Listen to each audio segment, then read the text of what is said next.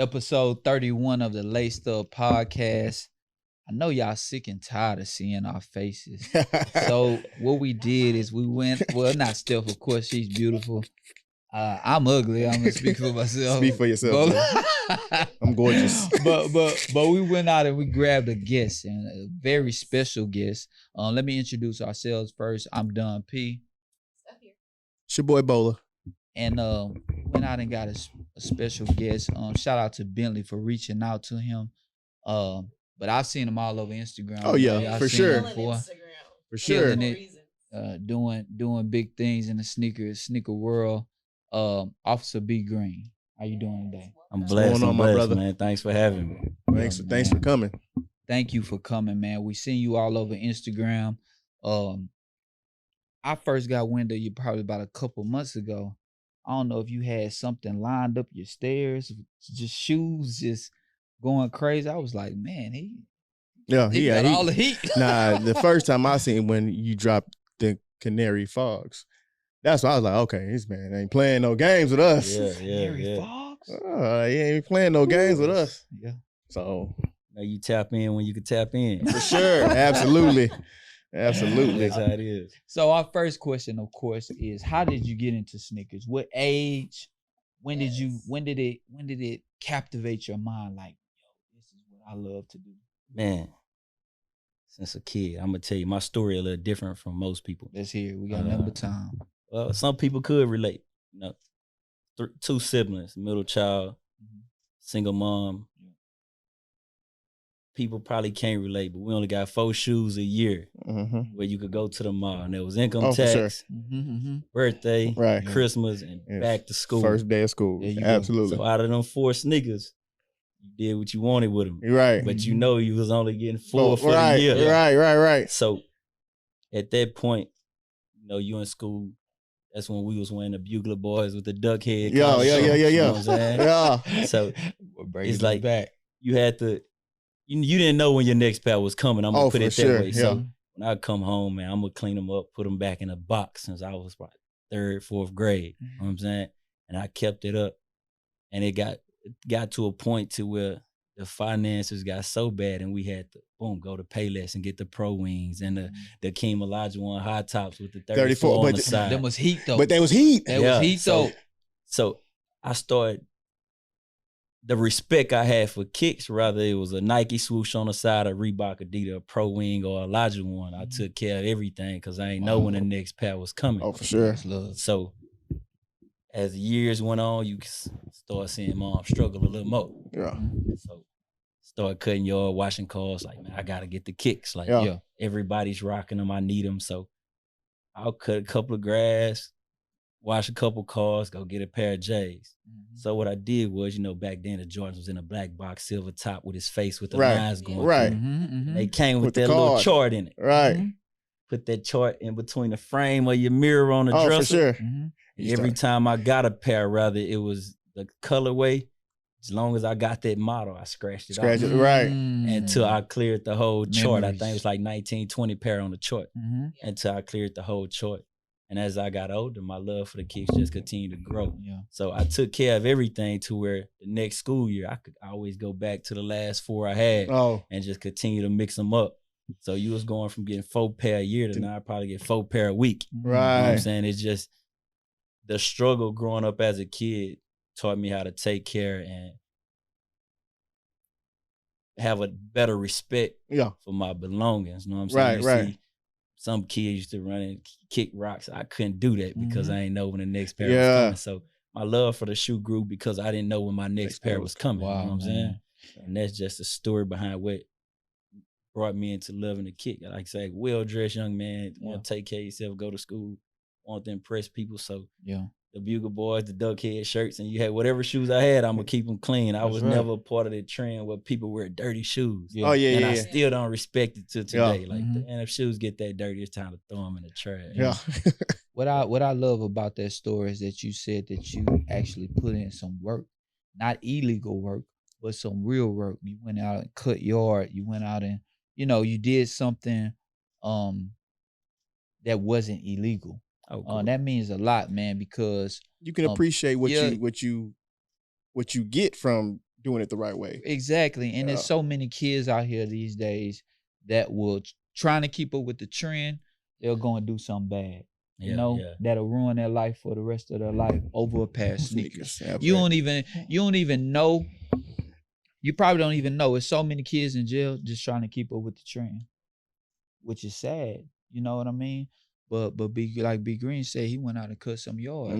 There's nothing wrong with it. Right. Your friends ain't got to see you cutting no yard. Man, You know I don't care if they did. Right. Exactly. You gotta get it how you gotta get it. I ain't gonna lie. I was cleaning my uncle's daycares. Me and my brother. We'll go clean the daycares on Saturday. He'll take us to 3 of his daycares. We'll clean up. We're washing toilets. We doing whatever. Yeah. Only to make $20, but that $20 went a long way back then. Back then, it add up quick. Yeah, it add up quick. So we was able to get what we wanted. What you do, Steph?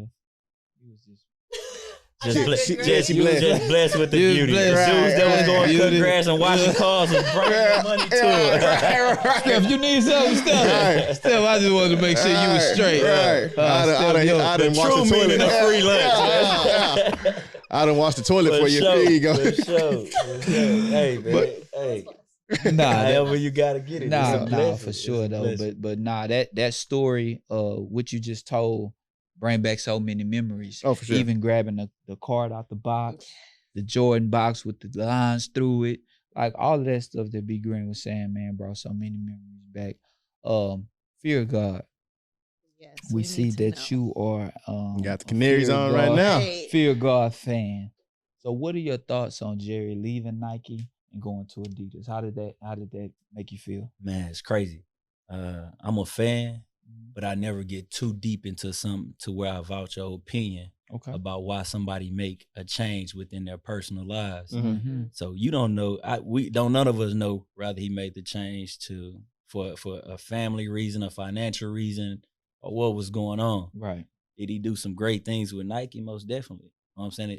Yeezy did too. Mm-hmm. Did he do some greater things with Adidas? Most definitely. So I never hold a man to a certain level, man. If he feel like he could branch off and do something better, do it. I'm waiting to see it. You know what I'm saying? So when he dropped the first thing, I'm front window. Get him here. Mm-hmm. Like, so you're more of a fan of like the person behind the brand. I'm just a fan of art. Yeah. And someone bettering themselves.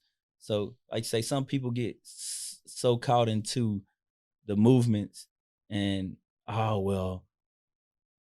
they don't care that, hey, man, them guys, even though they're millionaires, they still have families to feed. They still have to make a better way for their family. So my opinion on I don't think he should have left Adidas because he could have left Adidas for a way to better his kids. You know what I'm saying? So me saying he shouldn't have left is crazy. It's like somebody saying, hey, I don't think you should be a cop because people don't like the police. But if it's putting food on the table for my kid and a roof over our head, I got to do what I got to do. For sure. And that's how I look at it. So I'm a fan of his work. So if he could do it with Nike, he could do it with Adidas. For sure. That's a fact.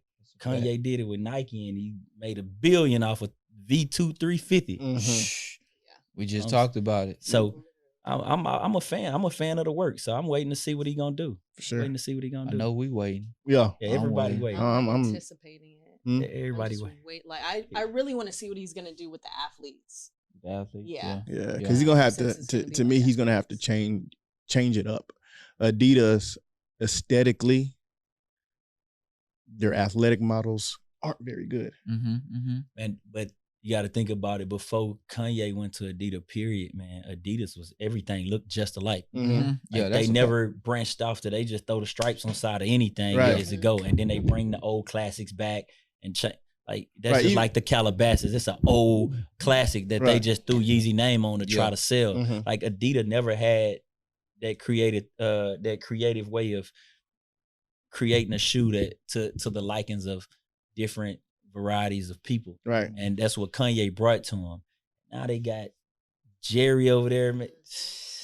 I'm waiting to see it. I'm waiting to see it. I think he's gonna do something different because he know he have to do something. He has to. Like, he has to. How you go from this and Exactly. You gotta do something. Yeah, like that. And that's my biggest thing. Like I don't know how he's gonna go from that to Adidas. Cause if anybody can do it, he can. Yeah, most definitely. Him, Virgil, Kanye, they whole little circle. You gotta think those.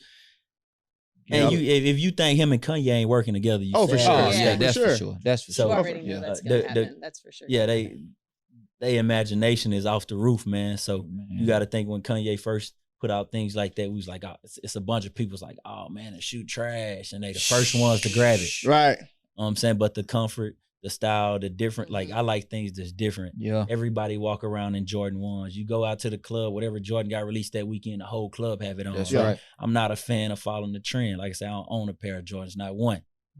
Because people just do it because it's a trend. Oh man, you got a pair. Man, I don't care about what no trend. Nobody follows. Right. That's the case. I drink alcohol and smoke weed every day. Right, right. I don't care about the trend. I'm gonna do what I like, what I feel is different, and how I can maneuver and rock it different. You know what I'm saying? Yeah, so absolutely. I for sure think he gonna do something crazy. Man, that's interesting. You say you don't have no Jordans? Not one pair, man. And what made you say, let me stay away from it? Like, it's crazy. I don't know if y'all know Derek Mack.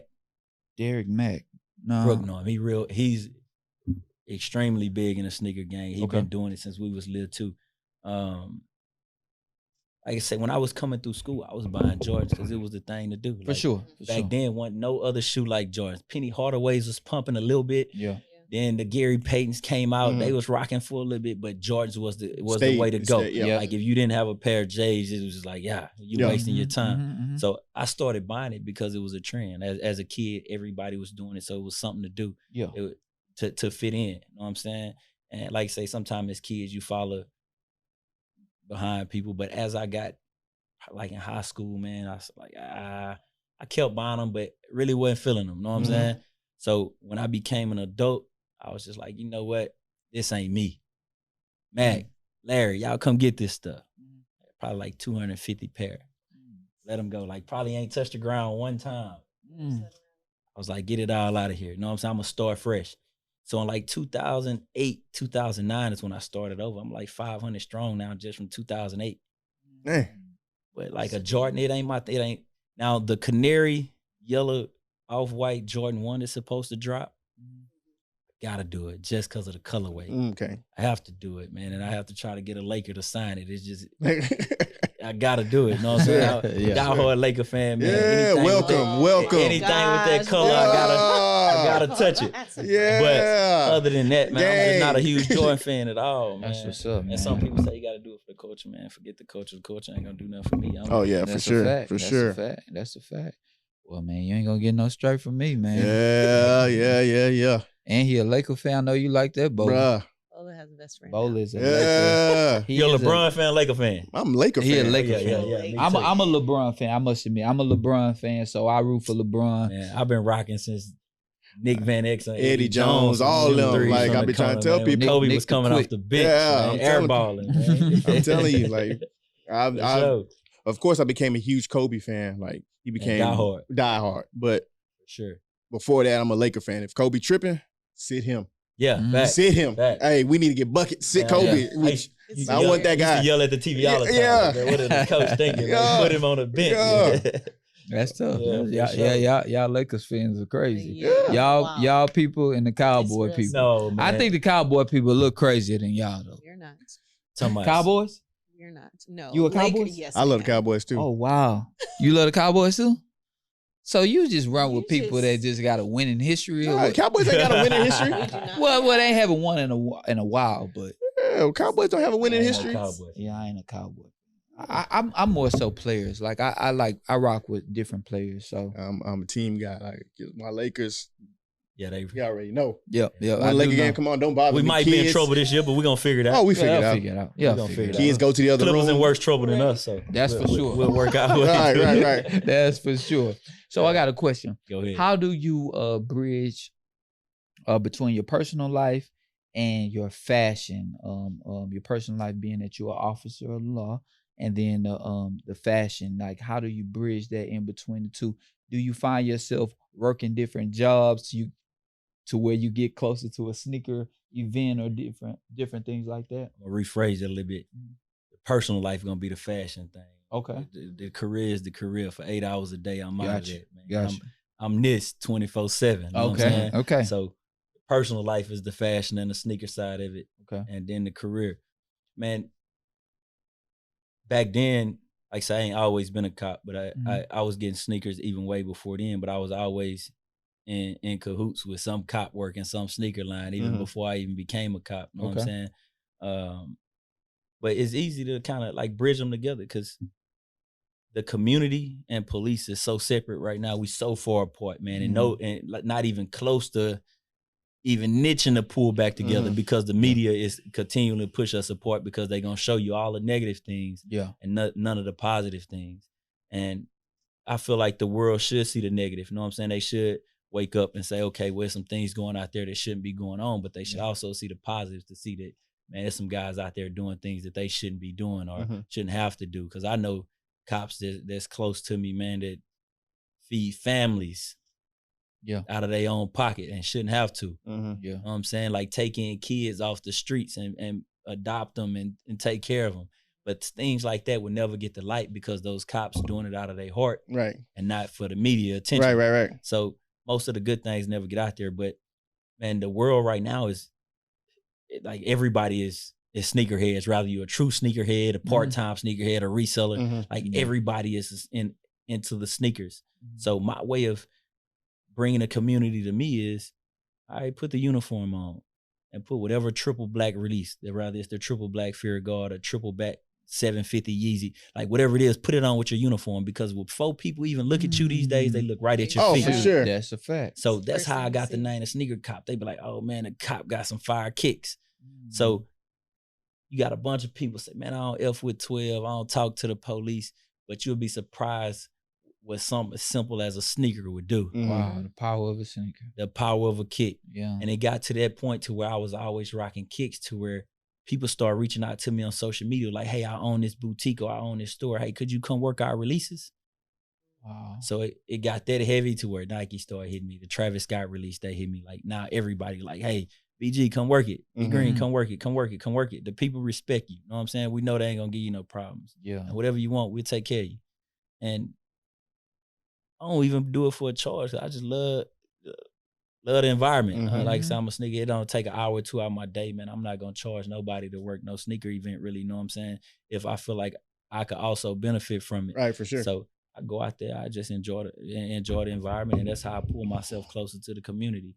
And that's the community in which I'm not already accustomed to because I was raised in the hood. Yeah. So my respect for the streets and the streets' respect for me is on a whole totally different level. Yeah. You know what I'm saying? So I don't need sneakers or the badge, anything to pull myself closer to the hood because that love is already there. But you got to get in contact and cahoots with the people that's not and don't know that environment. You know what I'm saying? So the sneaker game is the best way to do it. Like anybody could, all that DARE program like they had back then. Yeah. How often did you go in there and pay attention to what the cops was up there talking about? Like it was just the excuse to get out of class and go get a free t-shirt. Right. You know what I'm saying? A DARE shirt right now probably crazy in price. Oh yeah. But back then that was just a way to get out of class, man. Ain't nobody care about what the cop was talking about. Oh, for sure. And like I say, it could be 2,000 people outside of the sneaker event, man. If I talk, they gonna listen. Yeah. You know what I'm saying? If I have to arrest somebody, that people gonna come by and be like, bro, you messed up. Be Green put you in cuffs. It ain't gonna never be that back talk from the background like, you messing with people for no reason. You know what I'm saying? So you build trust within the community and you get trust back out of the community. For sure. Man, that's what it is. That's a beautiful thing, bro. Sure. Because with everything that's going on these days, you kind of lose hope. You know what I mean? Because like you just said, all we see is the bad now. Correct. And we're smart. We know that there's good cops. Oh, for sure. But once you constantly see, once they constantly putting this in your mind over and over again, it's just like that's what you start They to the think. same. You know what I mean? You the same as every other one, and you might be totally different. Yeah. And what I tell people is social media makes the world so small, right? For sure. Because without social media, how would we know what's going on in New York? I will know it ain't happening in Houston. So social media make the world so small. And let's just say you probably got 4 or 5 of those events that happen a year where a cop unlawfully do something. But them 4 or 5 events through social media make it seem like it's happening every day. Right. Man, it was just 2 months ago we got over this and now this. Right. Because social media, you know what I'm saying? It's been going on. They're gonna man. push it in your face. And it most definitely needs to stop, but it has to stop from respect. Like the respect have to be on both sides. You know what I'm saying? I was raised in an environment where my dad and my uncles and things like that, was in and out of jail. You know what I'm saying? Not for things they didn't do, for things they did. You know what I'm saying? Like I tell people, sometimes you keep politicking, you're gonna get elected. That's right. I'm saying these days you could pull over somebody for speeding and they're gonna curse you out because they feel like you shouldn't have stopped them. Like when you break a law, it's consequences to everything. You know what I'm saying? Don't be mad for the cop for doing his job. Be mad when he's not doing his job. And that's the problem we have. People get mad at cops for anything. Like rather they doing the right thing or doing the wrong thing, people still gonna put up a fuss.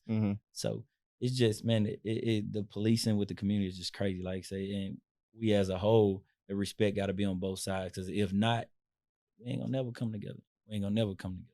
And just like talking about like what you've been going through and everything like that, we saw like the video that went viral of you de-escalating a situation with a man that had an assault rifle or something like that. AR-15, correct. How did you go about that situation? Because I know a lot of people have that question and want to know how you handled it and how, like, why is it or why could you handle it that way and then other people can't?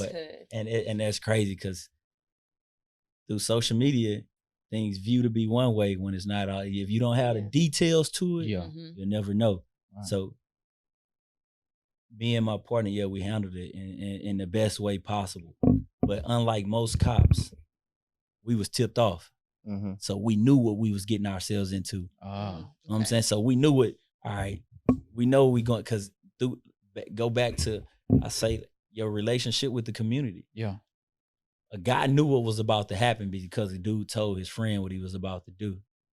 But through my respect with the community, dude reached out to me on social media. Just so I was on my phone BSing. Dude was like, hey, B Green. I was like, what's up? He was like, emergency.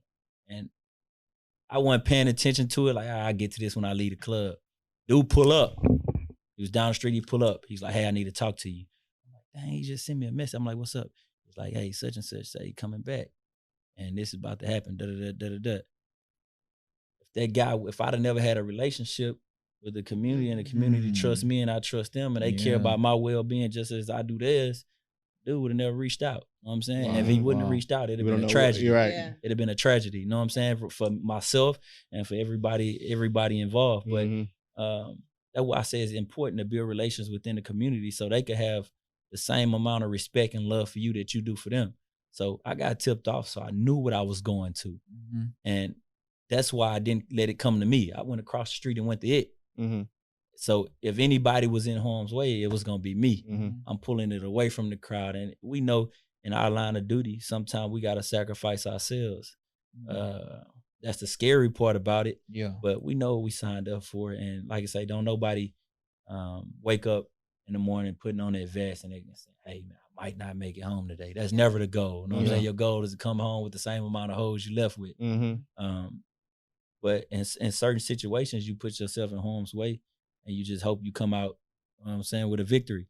So when we approached the guy, he wasn't expecting us. We came out the blue. We approached him. We started him. You know what I'm saying? So he's like, oh. So now he don't have time to think about what he's want to do because his plan is all screwed up now. He didn't have a plan B. Sure. So he just surrendered.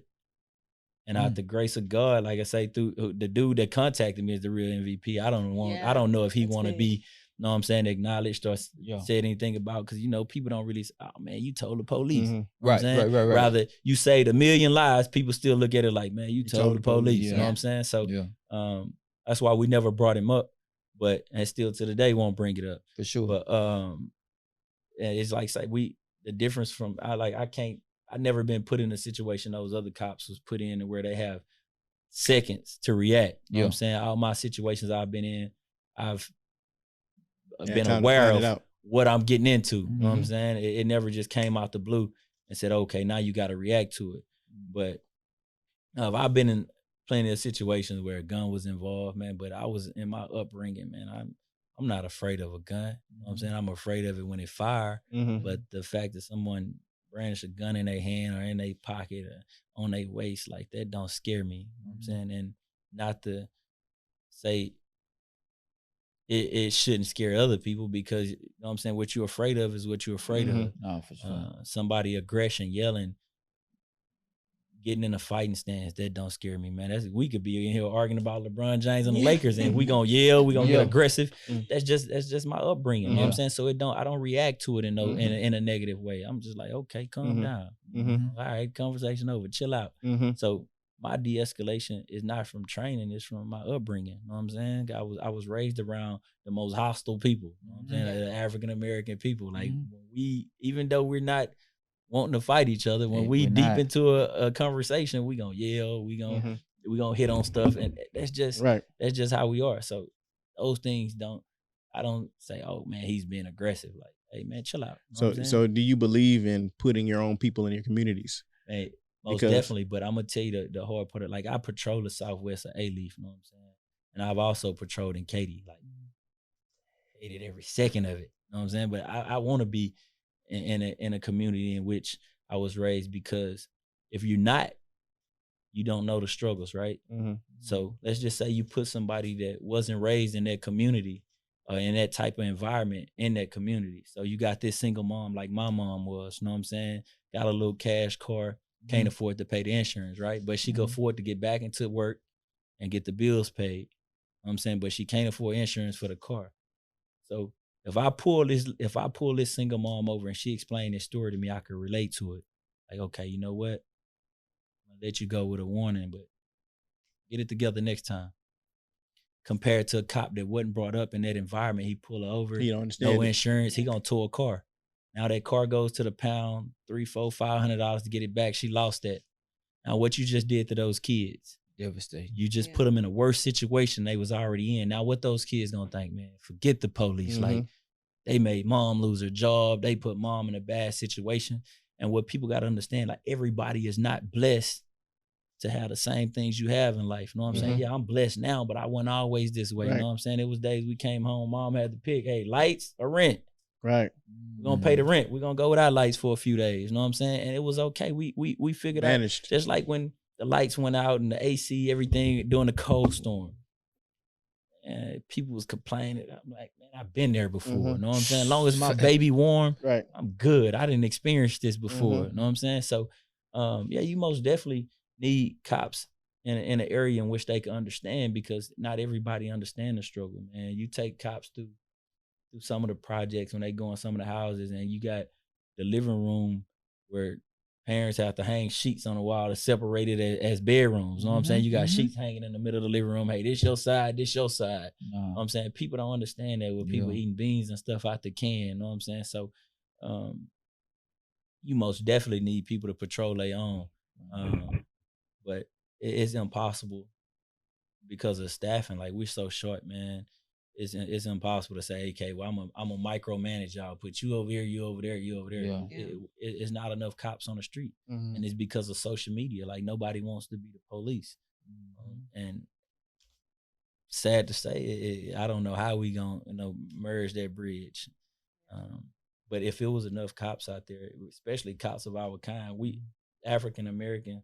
Like, we sit back and we complain, but like, be a part of the change, man. Go put the uniform on. Absolutely. Be a part of the change. Don't just sit here and say, hey, be a part of the change. Yeah. Absolutely. No, just from this conversation, I hope many people get to see this when we release it. Yeah, because this type of talk is what people need to hear, especially like the youth that are into sneakers. I hope y'all hear this and hear what this man is saying, because all cops aren't bad cops. Absolutely. You know what I mean? You can help many people just through doing something good, man. And sure, really want to commend you for all the work that you've been doing.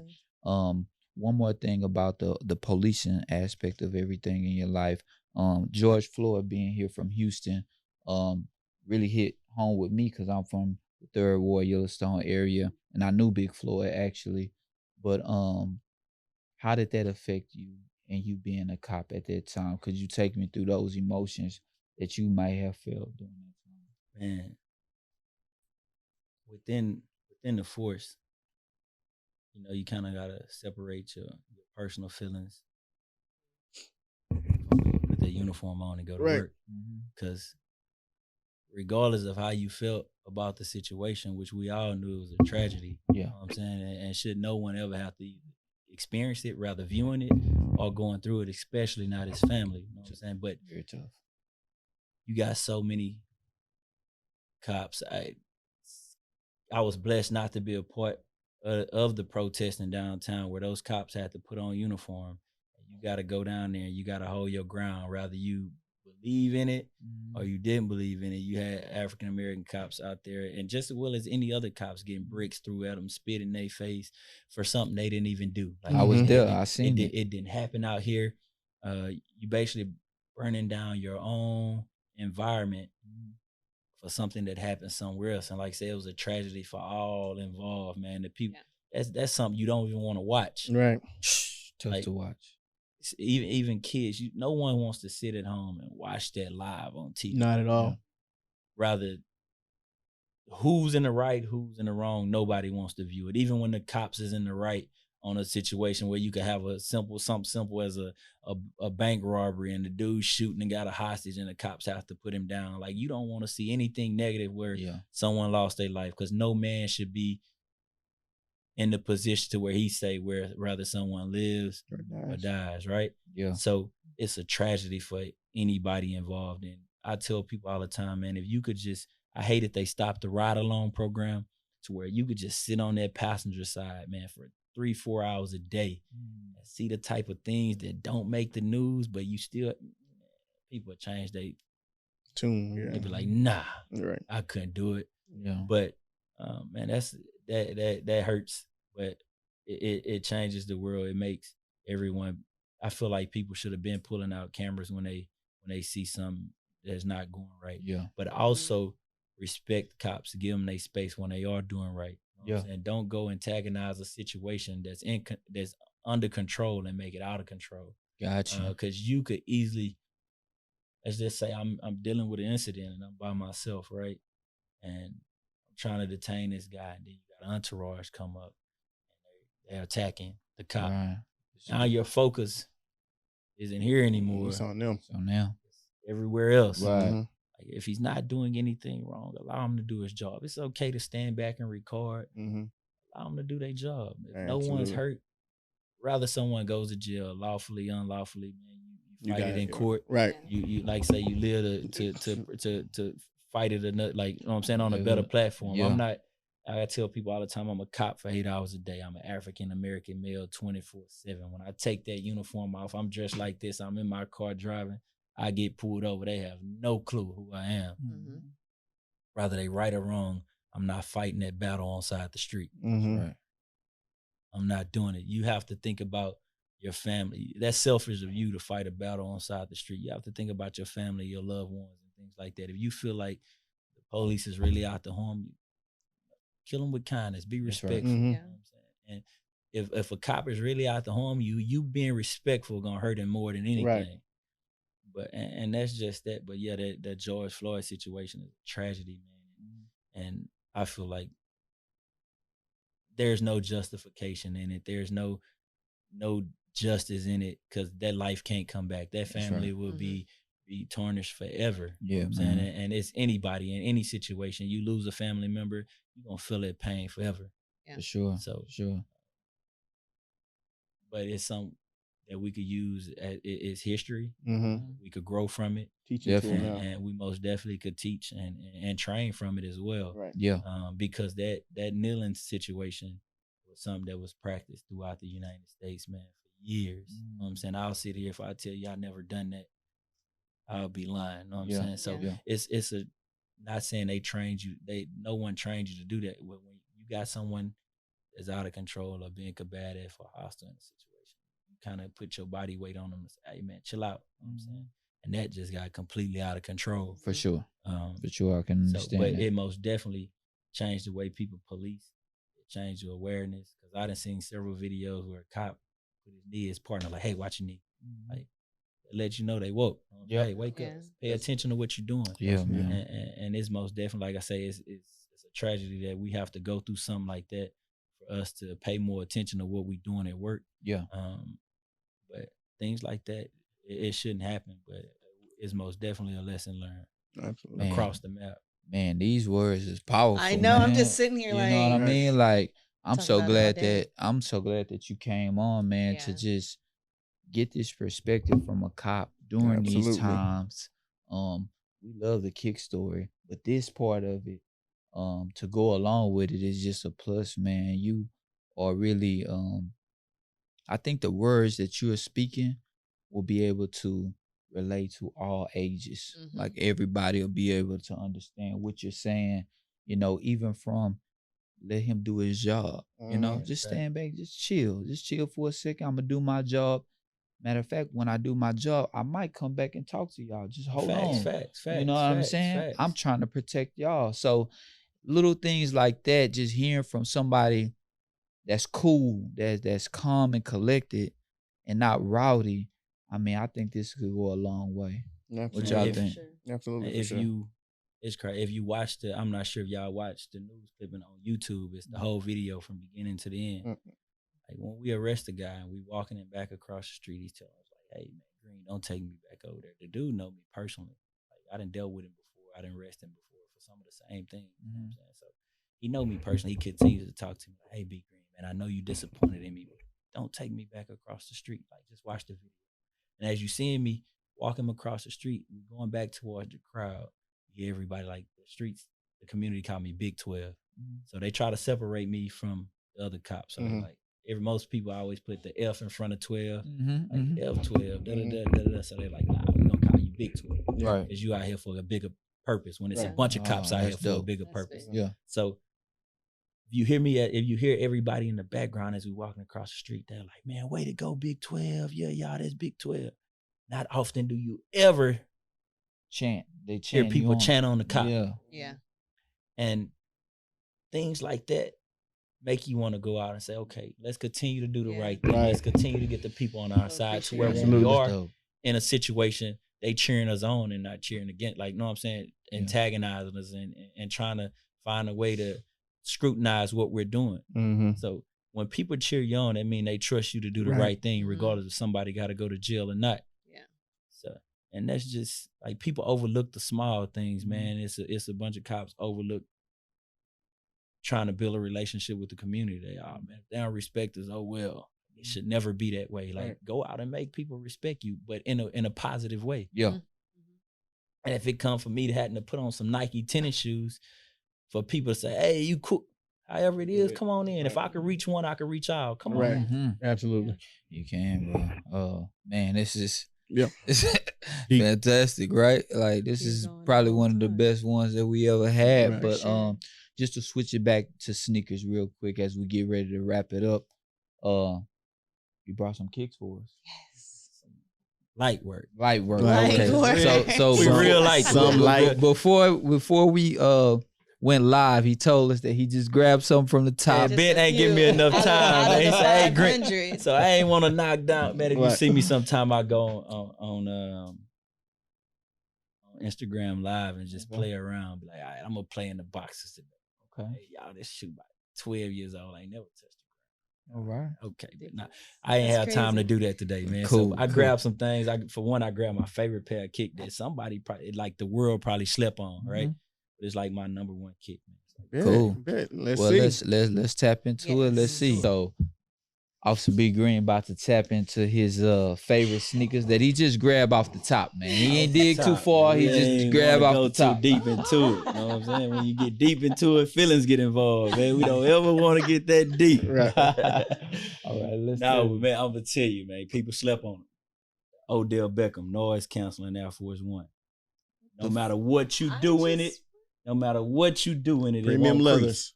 It won't crease. Wow. Touch it. Premium leathers. Yo. I don't even remember hearing I don't even remember hearing about but this. now you basically have to pay $300-$400 to get a pair. I own 5 pair in my size. Yo, I ain't gonna lie, I didn't even hear about them joints. Yeah, they most definitely, the back of them is made kind of like the off-white, but these, the leather on them is crazy. Super crazy. You could take the Nike check off. Yeah. But you can't put it back on. Yeah, okay. But those are fire. No matter what you do in them, they not creasing, man. They don't get dirty. The only thing that get dirty on them is the shoestrings. Everything else, you just put a wet rag on it, come right off. Yeah. Nobody never brought them on set. Right. It's the first. That's the first. Yeah, most definitely. most slept on shoe.